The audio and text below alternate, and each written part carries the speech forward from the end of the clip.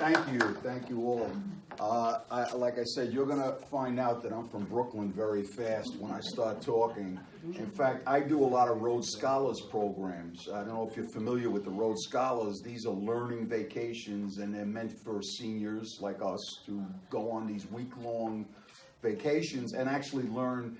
And so they do, most of them are Discover the Roosevelts. I do it at Mount St. Mary's College in Newburgh. And one time they were going to do a American pop culture. And they called me up and they said, change gears a little. We want you to do the history of the rock and roll music and doo-wop music from the 50s and 60s. So bring those books. And I went down, and I'll never forget, there was 40 people in the room, and I did the talk like I do every other talk. And at the end, I say, are there any questions? And immediately, a lady in the front row raised her hand, and I said, yes. And she said, I don't have a question, but I just want to tell you, it's so amazing. You even had the doo-wop voice. And I said, well, come back next week. I'm doing FDR in the same voice. So anyway, we're going to get the lights going here. This Hidden Treasures of the Hudson Valley book, I really only intended to put one book out, and it had 55 sites in it. But I quickly learned that history is local history, especially of the Hudson Valley, is a very important topic. And so I put out volume 2 with another 55 sites, and then I did some other books in between, and then finally decided I was going to put out volume 3. And volume 3 has sites that go from Westchester and Rockland County right through this Mid-Hudson area and all the way up to Saugerties on the west side of the river and Hudson on this side of the river. Now, the way I wrote the book, after I shared the history of all these sites that you're going to be seeing, well, we're going to see about a dozen sites out of the 55. And I'm going to give you bullets, otherwise we'll be here for dinner, and I don't think we have dinner available. So I'm going to give you bullets, but there's much more in each chapter. And what I try to do is stimulate people to day trips, because most of these sites are run by historical societies. And if they don't get visitors, I'm fearful, that the building's going to be lost over time. Out of the 165 sites in all 3 volumes of my book, I've only lost one site, and that's the Nelson House Hotel right here in Poughkeepsie. Yeah. And I was heartbroken when that came down. Yeah. But what are you going to do? That's politics, I guess. But anyway, they all end. Every chapter concludes with exact driving directions for those sites off the beaten path, or they have the physical address for people that use GPS. Where there is a website or a phone number available, I list that at the end of the chapter too, because many sites have their own events and functions. You might want to save a visit until you can see a Revolutionary War encampment or something. So we're going to start now with the site that's on the cover of the book in Volume 3 is down in Westchester County, and it's called, if I can get the clicker right, it's called Caramore. Has anyone ever gone to Caramore? It is in Katona, New York. Most people know this place because in the summertime they have a lot of concerts. They build an amphitheater, and they have a lot of concerts there. But what a lot of people don't realize is, for a modest fee, they give you a tour of the house. And it is amazing. Let me tell you a little bit about it. In 1938, a woman, very wealthy woman named Carolyn Hoyt, purchased a 100-acre estate in Katona. And she's the one that named it Caramore. It was named after her, Carolyn Hoyt. At the same time, an international, she wanted to finally sell it. She was looking to sell it around 1938. And at the same time, there was an international lawyer and banker named Walter Rosen and his wife Lucy looking for an estate. They had their main residence was in New York City, in Manhattan, and they wanted a weekend and summer getaway place. Well, it just so happens that Walter's business partner was the son of Carolyn Hoyt. And he said, well, if you're looking for a place, you might want to see my mom's place. So they went up, And originally, the estate had an arts and crafts house on the grounds, beautiful gardens, a sunken garden, and they immediately purchased a 100-acre estate. Not caring for Carolyn Hoyt's house, they knocked the house down and they built this Mediterranean revival villa with a red tile roof. It is just absolutely beautiful. When you go into the house, and it's kind of blocked by this tree over here, but there is a large archway, and that's the front entrance to the house. Now, you can either go in the front door, or you can keep walking straight, and in the house, in the middle of the house is a courtyard with gardens. And from those gardens, you can get into every room on the first floor. There are French doors that you can access the house from all those places. Now, because Walter and Lucy Rosen were very big art enthusiasts, they built a massive collection of famous artists' paintings, and they are still in the house, and that would be part of your tour. So if you like art, that's a great place to go to.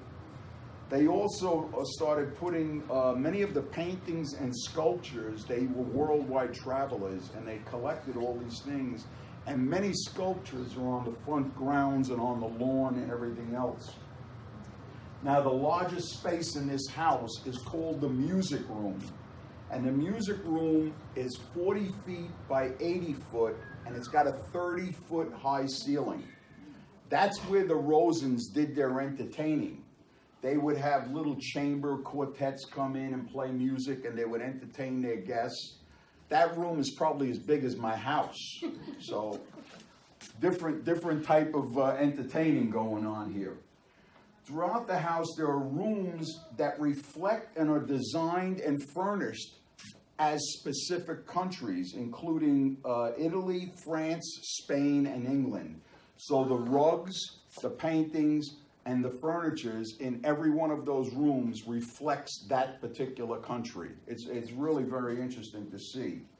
The grounds include a sunken garden that Carolyn Hoyt originally established and the Rosens added to it.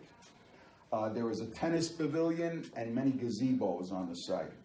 Now, when the Rosens received word in 1944 that their son was killed during the war overseas, they immediately decided that upon their death, they were going to bequeath the entire estate to be used as a music and art center. Well, Walter Rosen died in 1951 and Lucy died in 1968. And in 1971, the Caramore Center for Music and Arts was founded. They built a beautiful amphitheater on the grounds, 100 acres. They have plenty of room. And like I said, during the summer, there's jazz festivals and there's classical musical festivals, choral festivals, and that's what most people that know Caramore know it for. What's not very well known is that you can go in here and tour the house. It's about a 60 to 90 minute tour of the house, see all these different rooms, the music room and everything, and then walk the grounds. You could stay there all day if you want. There's a little picnic area if you wanted to bring a picnic lunch or whatever. So that is Caramore. The next place we're going to go to is just south of Caramore, and that is the Village of Bedford. Has anyone been to the Village of Bedford before? Well, there's the town and there's the village. And the Village of Bedford, the best way I could describe it to you is like walking into a Norman Rockwell painting. That's exactly what it looks like. Very quaint New England town it looks like. The name Bedford, both the town and the village, first appeared in the records in 1683.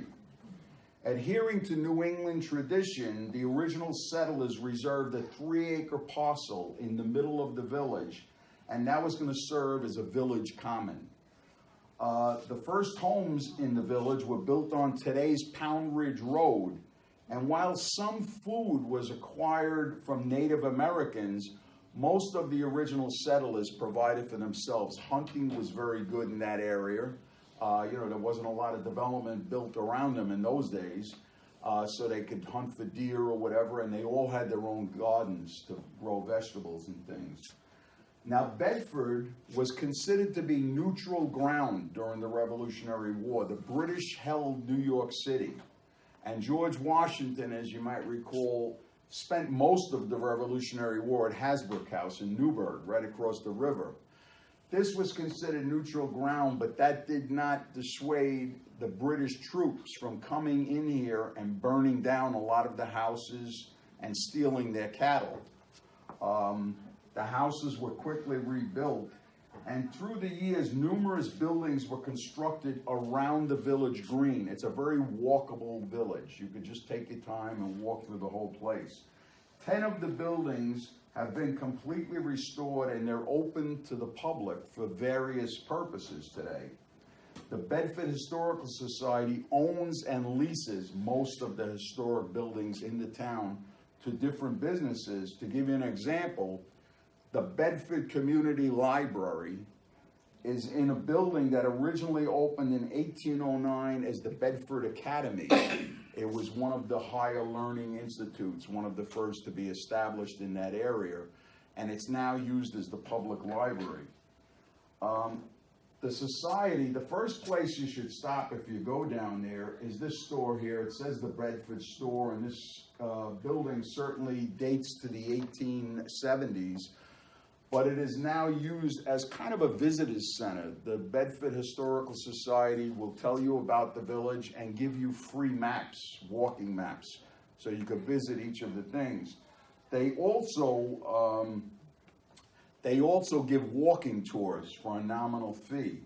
Now, one of the buildings that they have is a museum on the second floor of the 1787 courthouse, which happens to be the oldest government building in Westchester County, and it is one of only 3 courthouses in the state that was built before 1800.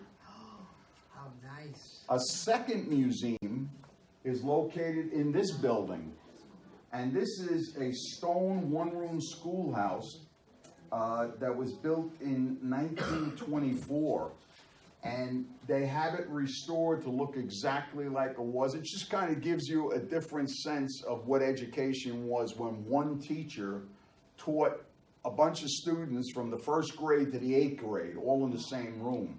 I can't even conceive that in my mind, but that's the way it was. In the background of this picture, you can see the church steeple over here of the village's landmark 18th century Presbyterian church. Even today's post office is located in a former 1838 Greek to Federal Revival style building that was a harness shop dating back to 1893. The Historical Society, like I said, gives walking tours of the town and operates the 2 museums. There are also a number of very quaint restaurants through the village and curiosity shops. So if you went down there from here, you could easily spend the whole day in Bedford Village, and there's an awful lot to see. And leading into one of my goals with the book, a lot of the things in the book are either free by donation or a very, very nominal charge to get in. So, you know, I love sites like the FDR home and the Vanderbilt Mansion. I've spoken at the Wallace Center several times.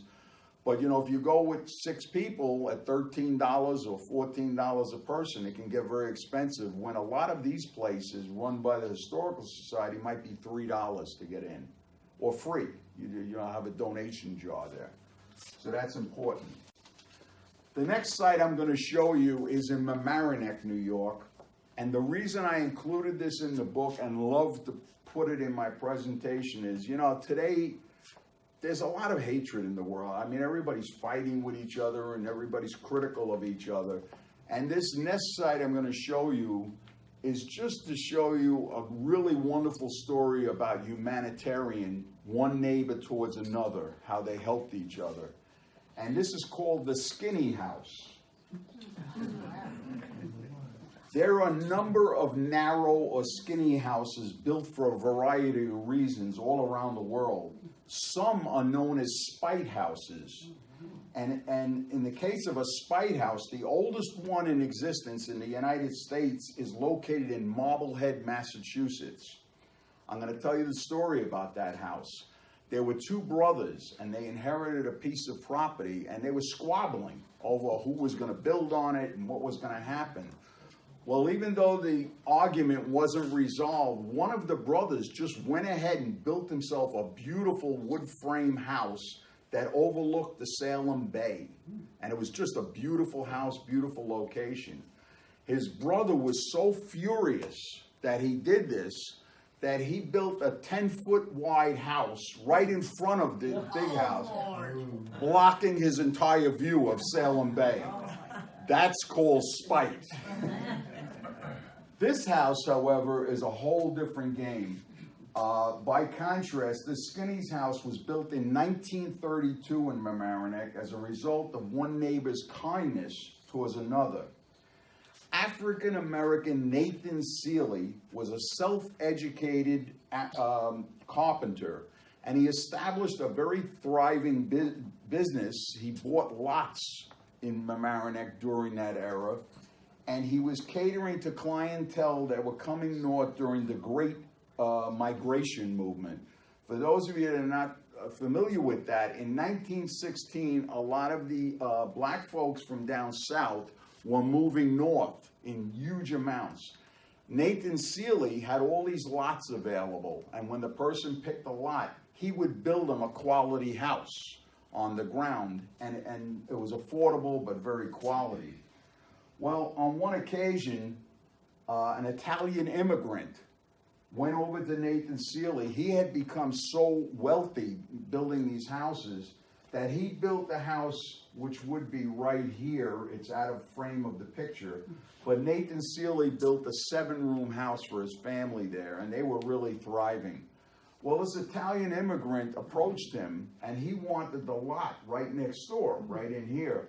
And he said, you know, my family's into construction too, so we wouldn't need you to build a house, and I know you don't normally just sell the property, but I'd love to live in this street at Grand Avenue, it's called. And so Nathan Seeley said, sure, I'll sell you the lot, and by the way, you're going to be my next door neighbor. Well, this is the house, this part of the house here was the house that the Italian immigrant built on the property. Now, unfortunately, when the stock market crashed in the late 1920s, the Great Migration all but stopped because people couldn't afford to buy housing or anything anymore. It got so bad that Nathan Seeley not only lost his business, went bankrupt, he also lost his family's house. He was absolutely broke. Here's where the humanitarian comes in. The Italian immigrant goes next door as the Seeleys are preparing to move. And he said, look, you were very kind to me and you sold me my property without building a house. I am going to deed you 12.5 feet by 100 feet of my property so that you could build your family another house and stay in this area. Well, understand that Nathan Seeley didn't have a dollar to his name. So he built this 10-foot wide by 37-foot long, 3-story house completely out of scraps that he collected. Oh, wow. In fact, the center beam in the house, down in the basement, he and his brother found a defunct railroad line that had closed down. They did the measurements, they went out and they cut the rail from the defunct train line, and that serves as the center beam in the house. But everything you see in this 3-story house was scraps. And he just put it all together. And he lived there. He lived until 1962. And when his daughter, his oldest daughter, went into assisted living in 1986, the granddaughter of the Italian immigrant, who now owns the grandfather's house, bought the property and the 3-story house from the daughter, even though it was her grandfather's land to begin with. That's the kind of, they always like to help each other, these people. So she bought it, and from that time, from 1986 to 2 years ago, I guess you could call this a very unique rental property. They were renting it out as an apartment type of complex, but you had the whole building. 2 years ago, when the last tenant moved out, they wanted to freshen up and modernize the kitchen and this and that. And unfortunately, they found termite infestation in the kitchen. They could not afford to clean it. So what they've done now is the smart move. They've donated the house, which is now on the historical register. They donated it to the Historical Society. They got federal grants to fix the problem, and they're going to be getting ready to open it up for tours. So you could go in, go right up to 3 stories, and they'll tell you the whole story that I just told you while you're there. But just a really wonderful story, and that's why I put it in the book. The last house we're going to see down that area, we're going down one side of the river, up the other, and then we're going to end up here last. And the next one would be the Jasper Cropsy House and Art Studio. Now, we've all heard of the Hudson River School artists. Thomas Cole, the artist from Catskill, founded the movement. And Frederick Church, who lived in Olana, I don't know how many people have visited Olana, they were probably the most famous. Jasper Cropsy was right under them. He was right up there. He was one of the top 3 or 4 artists from the Hudson River School. During the 19th century, he was a renowned painter associated with the Hudson River School, and he began his career as an architect. He apprenticed in New York City, but by 1843, he started doing watercolors and oil paintings, and he found that he really enjoyed doing that. His first art exhibition took place in 1844, and that year he ended up giving up his architectural practice to become a full-time landscape artist. He was primarily known for his lavish use of colors, and if you ever see those Hudson River, you know, with especially fall scenes, they're just gorgeous with the Hudson River and everything.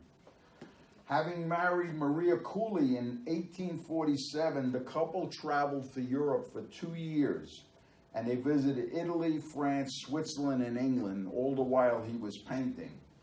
Upon their return home, he opened a studio in New York City, and in 1869, he leaned back on his architect background, and he designed himself a 29-room mansion over in Warwick, New York. He named the estate Aladdin. That was the name of the house. Unfortunately, by the early 1880s, you know, art has fashion. It goes in and out of fashion. And by the 1880s, the Hudson River School artists were struggling to even sell any paintings. They had just fallen out of fashion.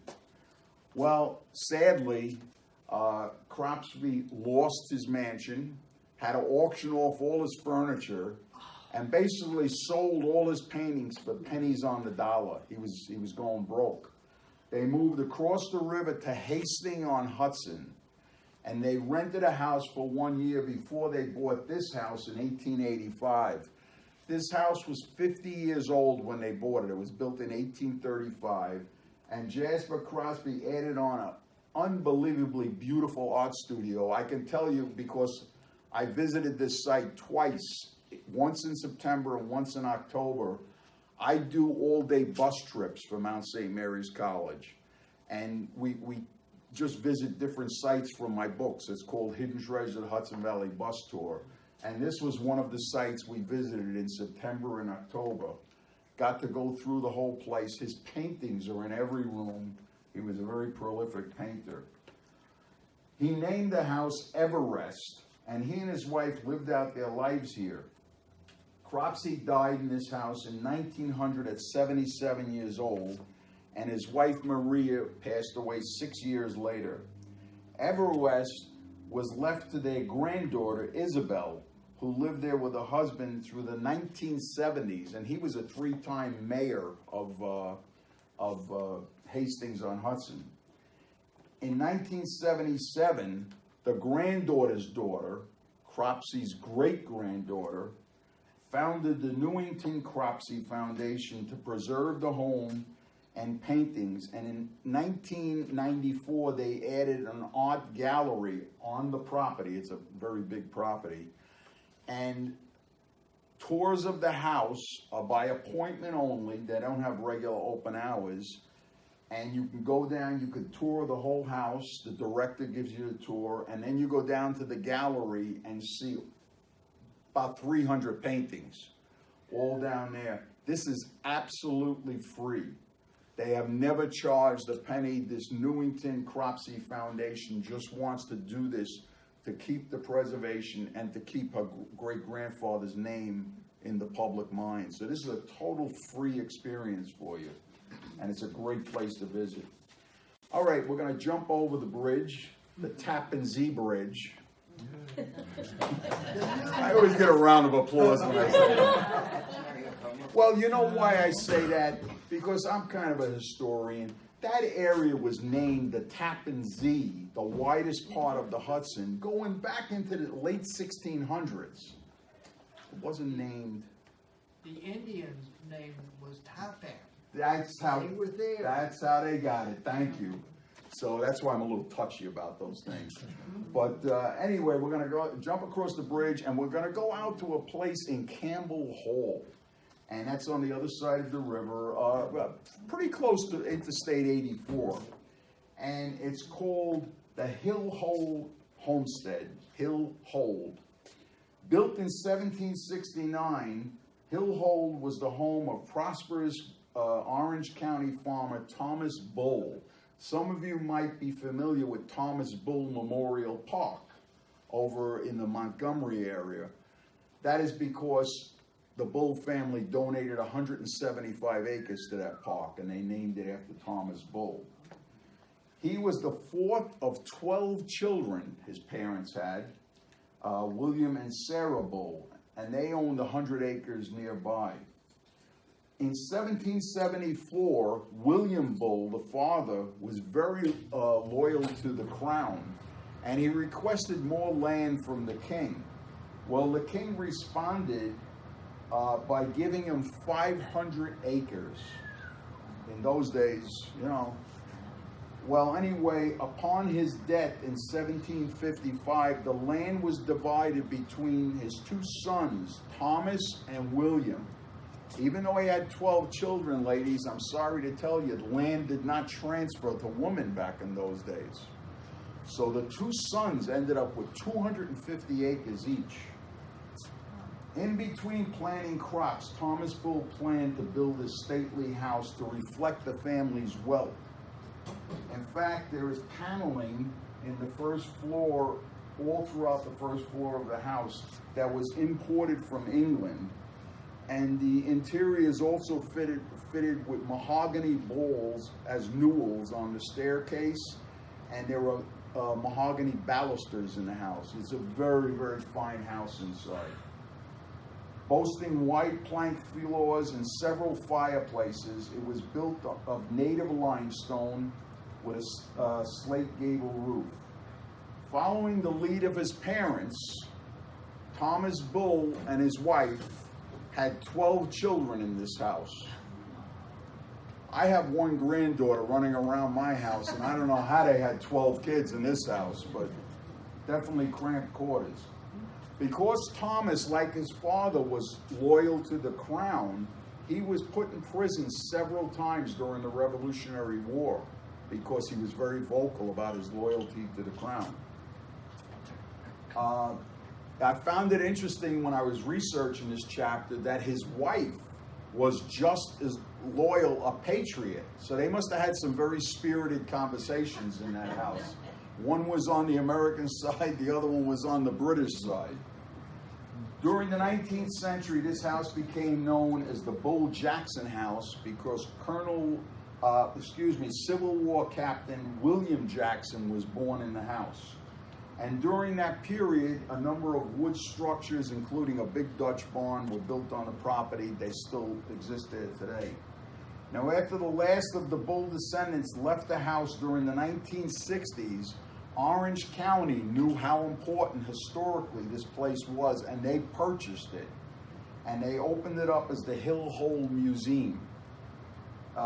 Today you can go there. It provides visitors with a unique perspective of what life was like on a Hudson Valley farm during the 1830s. They give a wonderful tour of the house. And because it's the county owns it, they moved a one-room wooden schoolhouse onto the grounds. And that's where the tour starts, in the one-room schoolhouse, and then they bring you over to the house and give you a tour from the first floor right up into the attic. And you see a lot of the workings of a farm from the mid-1800s there. Now then normally, as most of the sites in my book, Jasper Crosby's a different thing. They're open all year round, and there are a number of other ones. But most of the sites are open May through October, you know, during the summer months. And that's the case with the Hillhole Museum. However, when I was there, the guide was telling me that the month of December, right now that we're into, they hold special candlelight tours. And they have the whole place lit up with candles, just as it would have appeared. They have a Christmas tree there with the candles on, you know, the way it was back then. So I'm definitely planning to go back there this month and see the candlelight tour.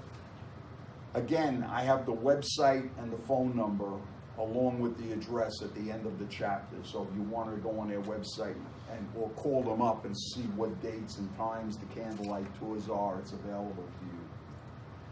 Now we're going to go up to Milton, which is in the town of Marlborough, basically right across the river and a little south of us here. Right. And we're going to talk about the Fighting Quakers of Milton. Now, if you know anything about Quaker history and how they embraced pacifism, it's very rare to see the words fighting and Quaker in the same sentence. But that's exactly what happened in Milton when two brothers, the Catcham brothers, Edward and John, and their cousin who came from Kingston, another Quaker, all joined the Civil War. They joined the Union Army, different militias, to fight in the Civil War because they felt that strongly about abolishing slavery, and so they wanted to take part in this effort. Edward and John Catcham were very, very well educated. They lived in Milton, which was a hotbed for Quakers, by the way, back in those days. A lot of underground railroad activity going on in Milton. And they had such extremely strong feelings about the battle to abolish slavery that they were encouraged to join the war by their cousin, whose name is Nehemiah Halleck Mann. And he served with the 120th Regiment out of Kingston and wrote letters to them frequently. Now, I had the great pleasure to spend an entire day with one of his descendants, Nehemiah Halleck Mann's descendant. He's 87 years old now, and he lives in a house that overlooks the Hudson River. In fact, he offered me, he said, "You interested in buying a house? I'm looking to downsize. It's a beautiful big house." And I said, "Well, I could probably afford your kitchen." You know, I mean, this was beautiful, and it had a beautiful view of the Hudson. And he is the last of the Quaker descendants in all of Milton. The Quakers just kind of disappeared through the years. But he gave me some tremendous facts for this chapter. The siblings originally wanted one of them to stay back and work on their mother's farm. She was a recent widow, and she would have been all alone. And so Edward, being the oldest one, he was the first to join. He enlisted in July of 1862 into the newly formed Ulster County Regiment. He eventually ended up at the Battle of Gettysburg, and he was in a furious battle, bullets and cannons flying and everything. And his commanding officer just told him to remain undercover as much as possible. His response to his commanding officer was, "A dead man is better than a living coward." As he said the word coward, a bullet struck him in the forehead and killed him instantly on the spot. Now, 5 months prior to that happening, his younger brother, I guess, felt like he was being left out of this whole thing, so he went ahead and he joined Company M of the 4th New York Cavalry out of Manhattan. Like his brother, he was made a second lieutenant because they were very educated. And he was seeing numerous battles down south, and eventually he was deemed too exhausted to serve. I guess in those they called it battle fatigue. And he was sent to Seminary Hospital in Washington, D.C. Now, what's amazing about this story is that his mother, who was all alone in Milton on the farm, gets a horse and buggy, and all alone goes all the way down to Seminary Hospital in Washington, D.C. by herself in the middle of the war to take care of her only surviving son. When he eventually recovered, he was stationed in Virginia, and unfortunately, he and another 23 Northern troops were captured. They were confined at Libby Prison in Richmond, Virginia, and there were books written about Libby Prison. It was a horrible place to be, and it was full of diseases and everything, and they had a lot of deaths because of that. Well, unfortunately, John Catcham, between a combination of failing health and the disease prevalent in Libby Prison, he died. Shortly after the war, Maria Catcham, the mother, got back in a carriage and a horse, went down alone, retrieved both her sons' bodies, brought them back to Milton, where they are today buried in the Hicksite Quaker Cemetery. And this is located along 9W, although you can't see the cemetery from 9W. I've tried many times. You can't see it from 9W. There's a knoll that hides it. It's on Willow Tree Road and Route 9W, and there's a cabinet maker right on the corner. And what you have to do to get back, if you wanted to go see these, is you have to drive around the back of the cabinet business and up the hill, and the cemetery's right there. Then you could see it. What's interesting was they're buried side by side, but their cousin, who also died in the war, is buried nearby the two of them, and his grave marker is distinctive is that it's topped with a stone captain's house, a hat. And so the three of them are within 12 feet of each other, but they're up in that Quaker cemetery. But a very interesting story about Quakers of that era. The last site I'm going to show you on the west side of the river is up in Kingston, and this is Stonehouse Intersection. It's in the Stockade district of Kingston. It was formerly called Upper Kingston. The four corners at this intersection of Crown and John Street in Kingston have the distinction of being the only intersection in the United States to have 4 18th century stone structures on each corner. This is the only place in the entire country. Now, they were all constructed prior to the American Revolution, and they each sustained serious damage when the British attacked Kingston and burned it down in 1777. They did that because Kingston at that time was the first capital of New York, and that's where Governor Clinton was. Yes. Despite being damaged, all 4 structures were quickly rebuilt after the war. Let me tell you a little bit about each of them. The 1.5-story, 9-room Franz Rogan house, which is this house here, is on the corner of the intersection, the northeast corner of the intersection. Following the attack, this part of the building was completely demolished. And what happened is, they called it public land, even though it belonged to Mr. Rogan. And what did they use that public land for?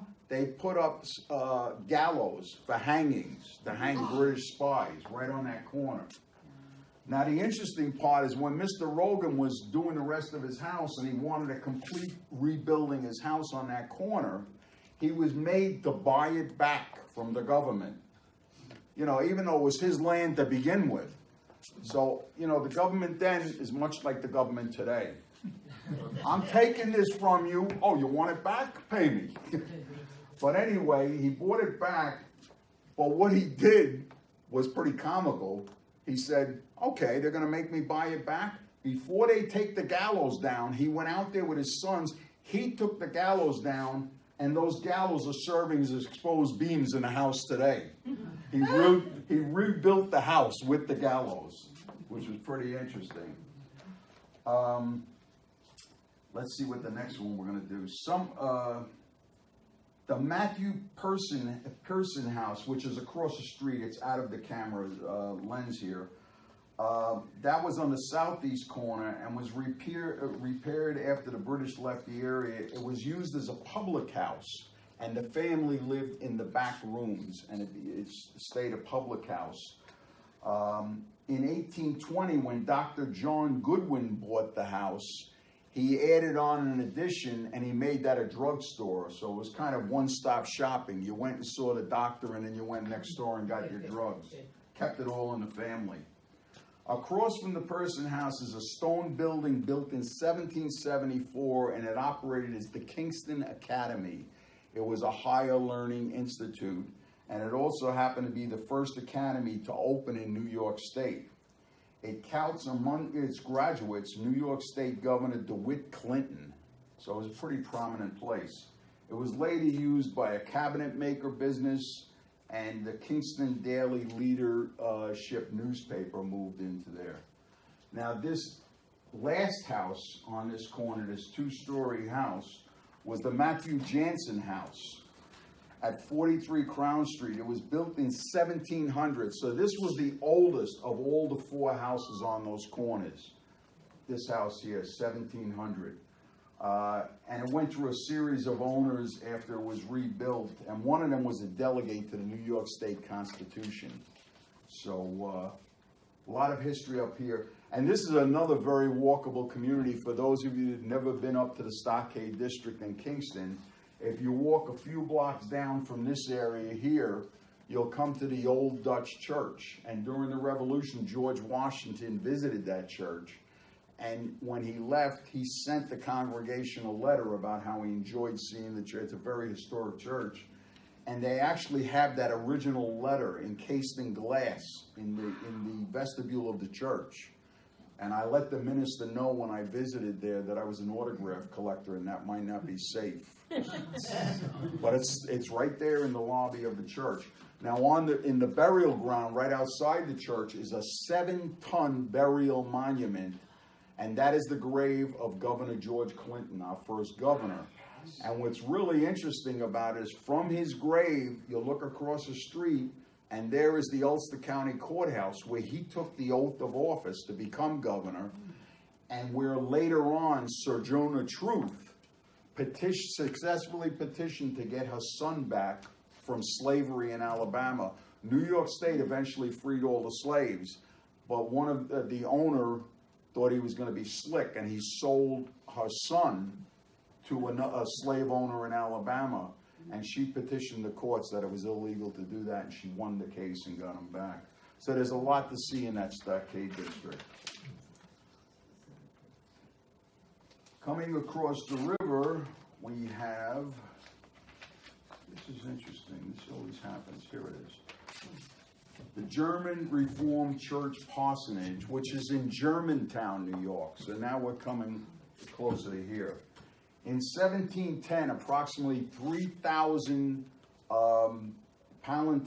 German Palatines came over on 10 British ships free of charge, and in return they promised to work to support the Royal Navy. Well, within 2 years of them coming over, there were two camps. One in the Germantown area was called East Camp, and in the Saugerties area was called West Camp. Within 2 years, they found out that they didn't have the materials or anything to support the Royal Navy, so the whole operation went bust, and as a result, the British Parliament stopped providing for them financially.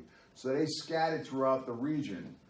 But in this area, in East Camp, 4 villages were established for people that wanted to stay in that area. Those 4 villages eventually merged and became Germantown, and that's how the name became. In 1720s, they built the German Reformed Sanctity Church, and in 1746, they built this parsonage for the minister of the church. It's located 2 blocks from where the church originally went. Resident pastor Casper Ludwig was the first minister to live in this house.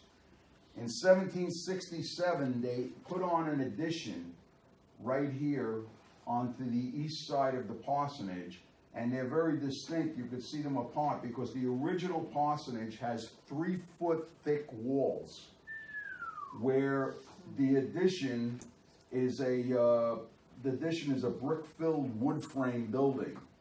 And subsequent pastors lived there through well into the 19th century.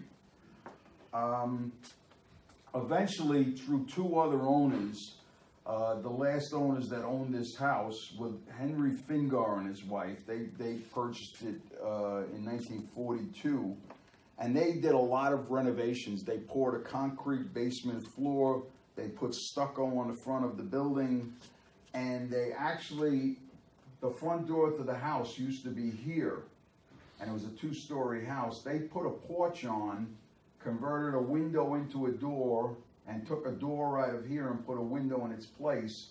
So what was the first floor is now the basement.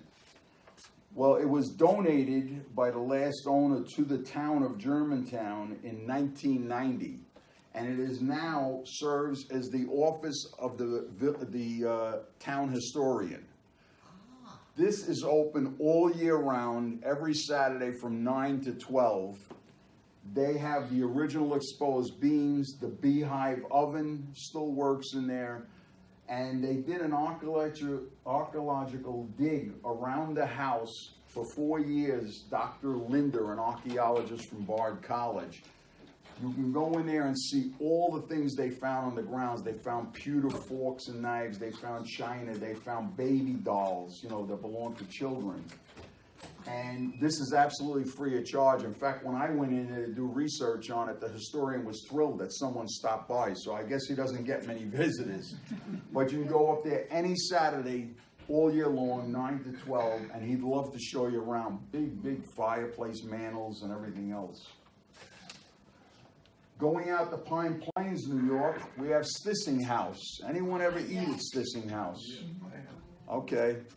This goes back quite a ways. Stissing House in Pine Plains was first established in 1782 by a man named Cornelius Elmendorf, and it was called Elmendorf's House at the time, and it was much smaller than this. It was only a log cabin, but it had a great location on the Salisbury Turnpike, which ran from the Hudson River all the way to Connecticut. Today that road is called Route 199.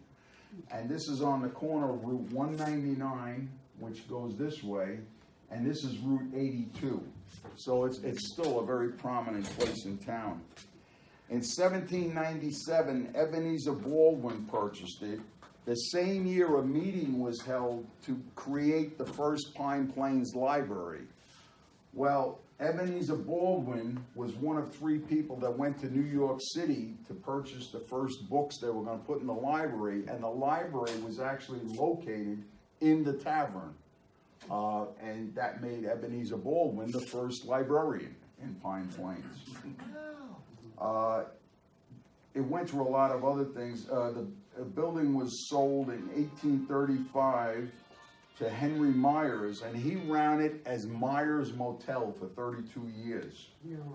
Its name changed to Stissing House in 1892 when Albert Bauman bought it, and it was named in honor of a local chief. That's why in Pine Plains they have Stissing Mountain. This is called Stissing House. It was Chief Stissing.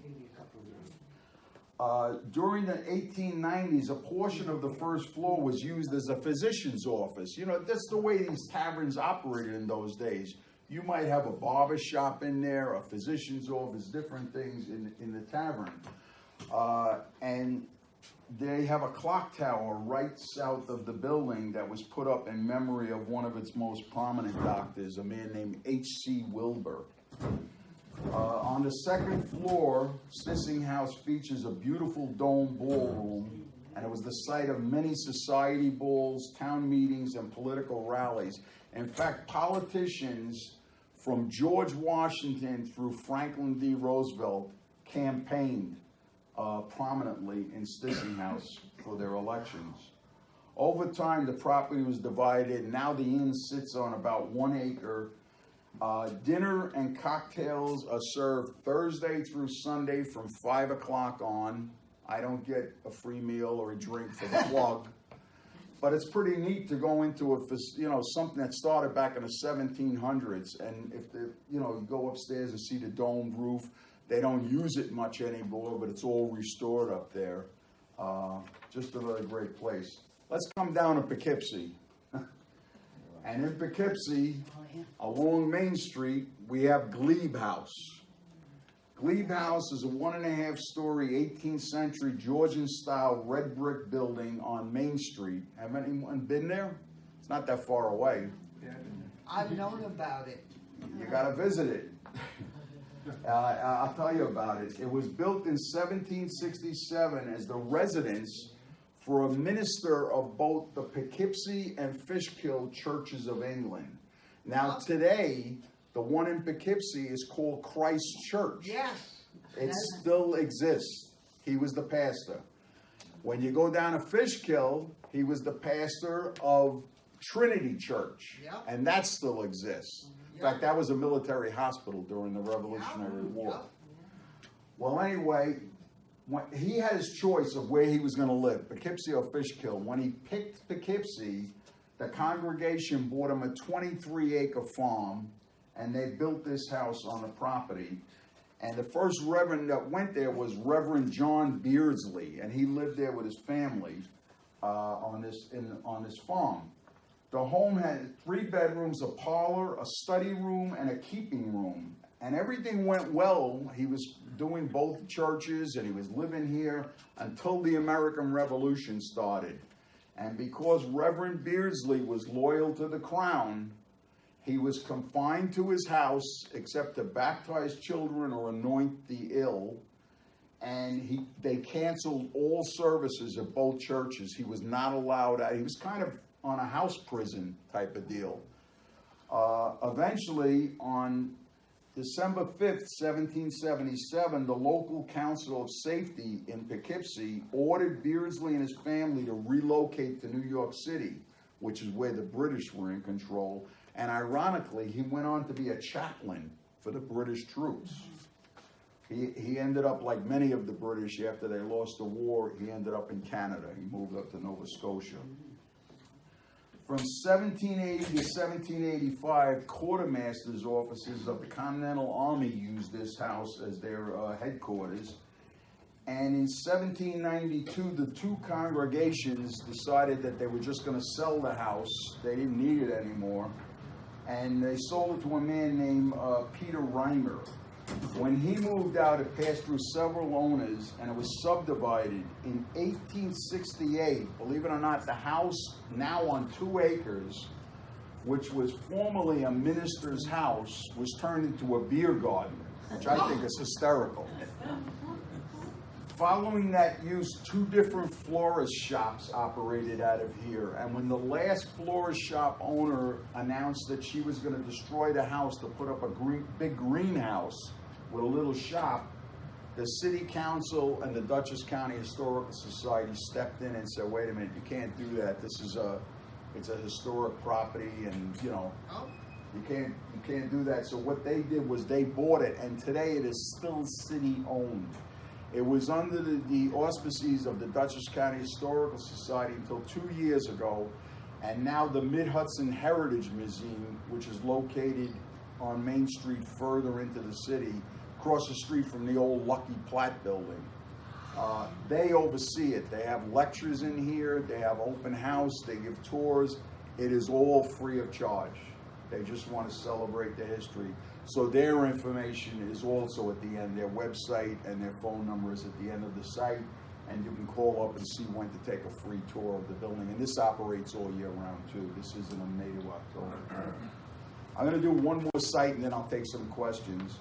And this site is down in Fishkill, and it's the Derek Brinkerhoff Mansion.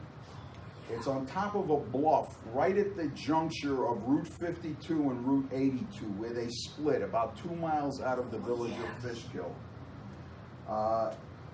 This had its beginnings in 1718. That year, Dirk Brinkerhoff purchased 200 acres from Madame Brett, and shortly after, his son Abraham built 2 stone rooms. Just prior to the Revolutionary War, Abraham's son Derek enlarged the home considerably. He erected a mansion around the original 2 rooms, and those original 2 rooms now sit on the southwest part in this area of the mansion are the original 2 stone rooms. Derek Brinkerhoff served as a member of the Provincial Assembly from 1768 to 1777. He was a delegate to the First Provincial Congress, chairman of the Committee of Safety for the Rombaut District, and colonel in the militia. The location of this mansion was an ideal stopping place during the war, and in 1777, while traveling to Philadelphia, John Adams spent the night here. In March of 1778, the home was headquarters for Continental Army General Alexander McDougall, and many people visited while he was there, including people like Alexander Hamilton and Benedict Arnold. John Jay visited there, Governor George Clinton visited there. They had a lot of very famous people. George Washington stayed at the house from October 1st to the 8th, and he was accompanied by his aide at that time, Alexander Hamilton. French General Lafayette stayed at this house during part of Washington's visit, and then he stopped there again on his way back from Philadelphia, but when he stopped back again, he fell ill and he was confined to a bedroom in his house for 1 month. Now, the Brinkerhoffs took care of, and actually George Washington sent his personal physician to take care of Lafayette. Well, when Lafayette came back to the United States in 1824 on a kind of a victory tour, he didn't forget how well the Brinkerhoffs took care of him, and he brought back a beautiful British English desk, fine furniture, which stayed in the house up until, unfortunately, was sold a couple of years ago. During the 19th century, Matthew Brinkerhoff converted the stone exterior with wood siding, replaced the original fireplace mantels with marble mantels, and added bedrooms on the 3rd floor. This is now, including these 3rd floor bedrooms, a 10,000 square foot mansion. In 2014, the mansion was sold out of the family after 8 generations lived here. The daughter of Todd Brinkerhoff, who I knew, Mary Brinkerhoff, decided to sell the mansion, cash out, and she moved to Arizona a millionaire. But unfortunately, all the furniture and all the historic documents and everything were auctioned off. Now, I know the people that belong to the Fishkill Historical Society, and they went to the auction and purchased a lot of the things. They run the Wyk Homestead, which is on Route 9, just south of Interstate 84. And a lot of those items are in that house, including that English desk that Lafayette gave the Brinkerhoffs. This is now, since it was sold, it's now been maintained historically. The integrity of the building is still there, nothing has changed, but it's a bed and breakfast now. So if you have like $300 a night, you can stay at the bed and breakfast. But it's a very, very historic, probably one of the most historic houses in the entire area for the Revolutionary War in the Hudson Valley. So now, like I always do, are there any questions? Yeah. How come you didn't bring up the Clinton house down the street from the Cleve house? There's so many different sites in the, I could only do 12 sites. That was Governor Clinton's place? Yes. Okay. Yeah. Well, actually, Governor Clinton, when he became vice president, Clinton, he built his estate was actually on Sheaf Road, like behind the Galleria. Okay. And when you drive down Sheaf Road going to Bowden Park, you'll come across a blue historic marker, and it'll say the estate because the house burned down. When he was vice president, he was in Washington, D.C., he had a relative watching the house. They weren't careful, and the mansion burned down. But the front pillars to get into his grounds and the front fence is still there, but the house isn't there. But that little blue one, I never passed those. You ever see those blue and gold historic markers? I never passed them. Never. Because there's only a couple of sentences, and I jot them down, and if it's interesting to me, I go research them, and it could end up a chapter in a book, because a lot of the sites are still standing, and they just have the marker out front. In fact, much to my children's chagrin, they're in their 30s now. When my kids were 8, 9 years old, and they were in the back seat of my car, and I would come around the bend, and all of a sudden I see a blue and gold marker, and I whip the car in, and I would hear 2 thumps on my windows in the back seat. Boom, boom. Dad, there's a historic marker. I got to read. Well, anyway, last year for Christmas, I found out their plan got foiled. They were planning to chip in and they were gonna buy a blue and gold historic marker and put it on my front lawn. Wait, it gets worse. When they found out it was $1,100, they decided we're not gonna do it. So my son-in-law is a graphic artist, and he did a mock-up of the sign that they wanted to build, but they weren't gonna pay $1,100. So I got a box, and it was all wrapped up, and I opened it up, and I said, what's this? And they told me, we're gonna put it on the front lawn. Well, I read the thing, I said, I would have killed the boat. It said, author Anthony Musso lived here, nothing happened.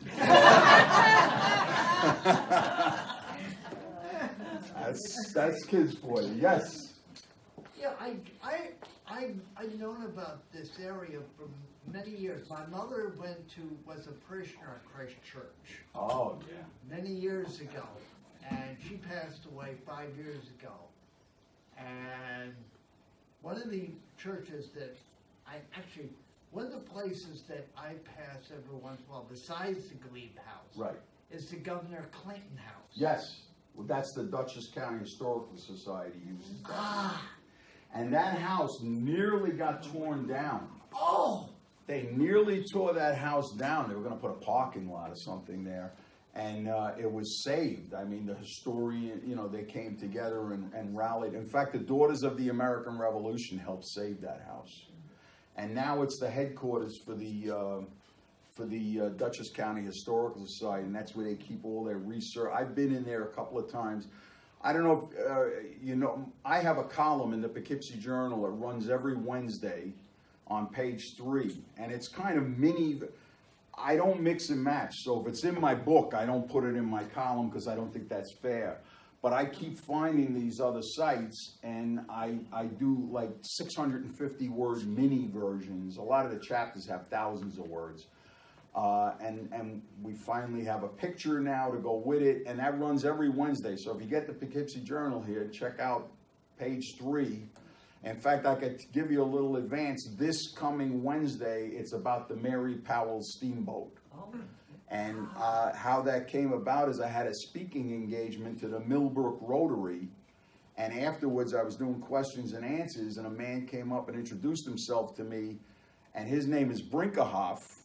Actually, he was the cousins to these Brinkerhoffs, and his family owned the Mary Powell 3 times. They bought and sold it 3 times. And I said, we have to do a column on this, and so the column will be in Wednesday's paper, and it talks all about the excursion trip. Tony? Yes, yeah. When I came in the door, you were talking about Montgomery Place. Montgomery Place? No, that's up near Bard College. That's they mentioned it, and I was born and raised there, and my family worked Montgomery Place. Is that right? Both the mansion and the farm. I packed apples there, I packed peaches It's a great there. location, and I'm glad, Historic Hudson Valley, which own a lot of the sites down in the Tarrytown area, they owned it. And then all of a sudden, they were looking to sell it, and I was so glad that Bard College bought it, because it would have been a shame to close that down. That is actually featured in volume 1 of the Hidden Treasure of the Hudson Valley. I covered that site because it was, the story about that. Janet Livingston. Janet Livingston married General Montgomery, and they were building an estate in Rhinebeck called Ellerslie. And while the mansion was going up, he was called off to war. And they went up to Canada. They were trying to shut the British down.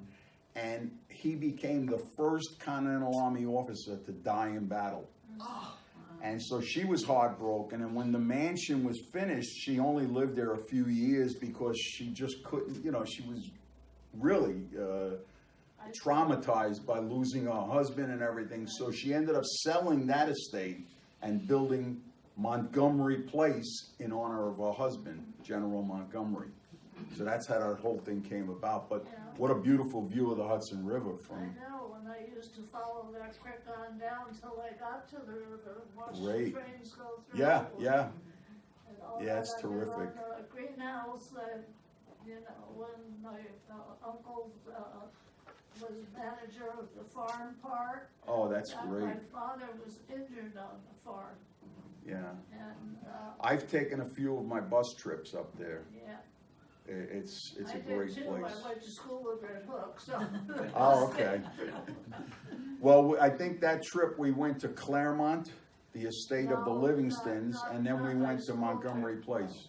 And you mentioned Germantown. I didn't meet them, but my grandmother and that was, would go visit some of the people in Germantown that Oh, our yeah. family settled there. Yeah. Relatives. It's a nice little community, and they have Palatine Park there, and Yeah. you had a question. Yeah, you started out talking about the bus tours, and I was trying to give you a chance to discuss that some more. Oh. Is the bus tours only out of Newburgh, or does it come out of? Well, here's what happened. How much does it cost? Here's what happened. I did Hidden Treasures Volume 1. I gave a lecture at Mount St. Mary's College. They have an adult learning institute, they call it. And so I gave the lecture, and what's nerve-wracking, I've spoken at Marist, Bard, Mount St. Mary, SUNY Newport. When you do a college, they have critique papers that you have to pass out. And it was a little nerve-wracking for me in the beginning because I was just getting into doing lectures. And they called me a week later and they said, wow, you got really good, which made me happy, you got really good critiques. And people said you were entertaining and we have a crazy idea. So I said, well, you called the right house. And they said to me, how would you like to take a few of the sites in your book, and I only had volume 1 out at the time, and we'll do a full day bus tour, and along the line of travel, you pick a restaurant, and we'll do the whole thing. Well, that was, 7 years ago, and in September and October, I did my 27th and 28th trip. So I guess it's going over well. But then what happened over time, maybe 3 years ago, people started approaching me as we were getting off the bus. And they said, we belong to the retired teachers of Kingston, and we don't want to schlep all the way to Newburgh. Can you, and I said, sure. And all of a sudden, I started doing bus trips for the AARP of Rhinebeck, the retired teachers of Kingston. I'm doing historical societies now. So I do that aside from if there's a group that has enough to fill a bus. I do them. I do them for the groups like that. Yeah. So I just have like a fee that I charge per person, but then everything on the day tour, it's all included. All admissions are included. Comes out of that fee. Right. So when the people go on the bus, they don't have to take out their wallets. A Yes. couple years ago, I was walking down the tracks on the other side, and I reached Milton, and I found a passenger train station. Yes, it's completely Can you talk restored. about that? I spoke in that in last May. The Historical Society completely restored the entire building. That was a very interesting. I featured that not in one of my books, but in a Poughkeepsie Journal Dateline column, probably 10 years ago when it was really it wasn't refurbished yet and it looked horrible. But it had a lot of history, and I got to interview a lot of people. I interviewed one man who said when he was a teenager, he used to take a date on the train down to Newburgh, because Lower Newburgh on Broadway was 8 theaters, and they had people like Ella Fitzgerald and Desi and Lucy perform there, Tommy Dorsey and Frank Sinatra. And you could go down there, and ironically, it's called Broadway, but it's a different Broadway. And they had the same type of shows, Harry Belafonte, they had so many big names. And he said, oh yeah, I used to take my date down, and we just go the one stop. They get on at Milton, and they get off at Newburgh, and you walk 2 blocks, and you're in the Broadway district. I also interviewed another man who left there in 1944 for the Army. He got on the train. He says, I still remember my father standing there with me, took my suitcases for me. It was on the West Shore line, which no longer exists now. Now those tracks are only used for freight. Interesting story, I was there last May. The Historical Society uses it for lectures now. It's just a beautiful building. And the far end of the building was freight, they took me in before I did my lecture and showed me this was for freight. This was where they have the lectures now was actually the passenger station. And in those days, the station would have a men's waiting room and a woman's maid. And I could never get this. I was like, didn't they like each other back then? I like women. I don't know what's going on. But even my school back in Brooklyn, we had a men's entrance, a boys' entrance, and a girls' entrance. And I was like, you don't know how many times I got in trouble for trying to sneak in with the girls. You know, Poughkeepsie schools did that. well, yeah, everybody did it. But you know what it was? I found out, it was boggling my mind. And I said, if you're in there with your wife or somebody, why would she stay in one room and you're in another room waiting for the train? It was because men smoked cigars. And the woman didn't want to soil their dresses. You know, they dressed up in those days. It wasn't blue jeans. Oh, I go to Broadway shows today, and I'll dress like this maybe. You know, I won't wear a tie, but I'll dress like this. And people come in shorts and sneakers, and I'm like, They go that way to church. dude, this is a Broadway show. What are you doing? You know, I don't mind going to a movie like that, but I'm just curious, what did you do in your previous life? Pre-writing, pre-wars? well, I always wrote. So you were I had a journalist? 38-year career. I retired in 2008. And then this took off, so I no longer tell people I'm retired. Because I do about 80 lectures a year and 8 bus tours a year, and I write for the Poughkeepsie Journal. So I'm busier now than I was. But during my 38-year career, I was the editor of a lot of newsletters. And then I was drafted, I was recruited by Postal Headquarters to do this 24-page full-color magazine every month. 85,000 employees in the Northeast Corridor got it. And it was the job of my lifetime, but I refused to move from the Hudson Valley to Washington, D.C. And I was flattered because 2 weeks later they called me up and they said, we have a deal for you. And I said, what's that? And they said, you could work for headquarters, we'll put you in Manhattan, which was a 5-hour round trip commute, but it was better than moving to Washington, D.C. So I stayed in the area, commuted to Manhattan every day, and I did the magazine. And then because I have a big mouth, I became a media spokesperson. I got more jobs, but they never gave me more money. I got more jobs because every morning, my staff and I had to sit at a speakerphone in the middle of the conference room. And we had to do a conference with our bosses who were all in Washington. We used to keep it on mute all the time. And so one time they said, okay, New York crew, because this was all around the country, Los Angeles, everybody was on it. And they said, okay, New York crew, you're going to be having the next stamp ceremony. We have these big first day ceremonies when a new stamp comes out. And they said, we're going to be doing Cats the Musical stamp in the lobby of your post office, which was that big post office across from Madison Square. It says neither rain nor snow nor sleet. Of course. Yeah, my office was right behind that inscription. I never lost a day for snow. I was so guilty with that inscription. So anyway, they said, we're going to have it in the lobby of your post office where they had the ceremonies. Big Mouth Tony says, oh, that's going to draw a crowd, because I was so opposed to doing them in lobbies. It's so boring. My secretary, the blood ran out of her face. She says, we're not on mute. So across the speakerphone, the lady says, if I'm correct, that was Tony Musso's big mouth. You are now the national coordinator. You mean in addition to editor and media spokesperson? I said, I don't care, I'll do it. I went to the Winter Garden Theater. Cats was still playing there. I talked to the business manager and I learned you have to tell them what's in it for them.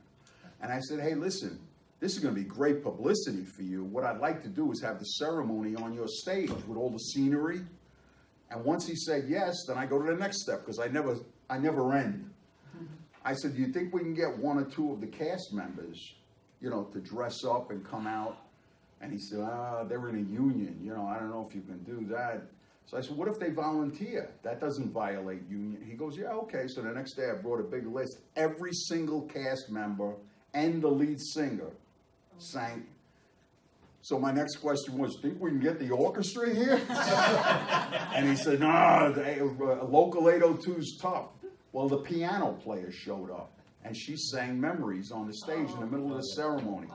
So now then I went to Playbill, and I says, hey, listen, guys, we're doing a stamp ceremony. What I'm picturing is just a 4-page fold-out, you know, not a magazine, with the stamp on the cover and the date, and then the program inside the playbill. And they gave me a price. It was like $1,000 or something because I needed $1,100. And when I went to pick up the playbills, he said, forget it, it's good publicity for us. So we didn't even pay for that.